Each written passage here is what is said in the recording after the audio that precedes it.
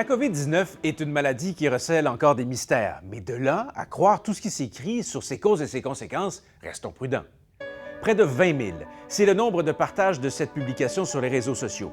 Il est affirmé dans les premières lignes du texte en lettres majuscules « On s'était bien trompé sur le traitement du COVID-19, maintenant on sait enfin ». Une déclaration attribuée à Jacques Théron, neurocardiologue du Centre hospitalier universitaire de Caen, en France. La soi-disant découverte évoquée dans ce texte, grâce aux autopsies pratiquées par les Italiens, il aurait été démontré que l'unique cause de décès des victimes de la COVID-19 serait une thrombose. Conclusion, les respirateurs artificiels et les unités de soins intensifs n'ont jamais été nécessaires pour traiter la maladie. Il suffirait de prescrire aux patients des antibiotiques, des anti-inflammatoires, des anticoagulants ou encore des aspirines dissoutes dans du jus de citron bouilli avec du miel. C'est tout. Premier élément à souligner, la personne à qui on attribue ce texte nie l'avoir écrit. Joint par courriel par mon collègue Nicolas de Rosa, Jacques Théron dit ne plus travailler au CHU Caen depuis une décennie.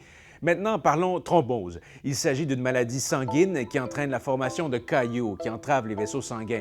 Médecins et chercheurs ont en effet constaté depuis le début de la pandémie que la thrombose était une complication fréquente chez les patients de COVID-19.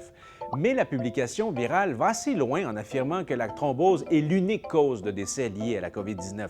Les résultats d'une cinquantaine d'autopsies dans la ville de Bergame, en Italie, en seraient la preuve. Or, il n'existe aucun travail de recherche italien avançant que l'unique cause de décès des victimes de COVID-19 est la thrombose.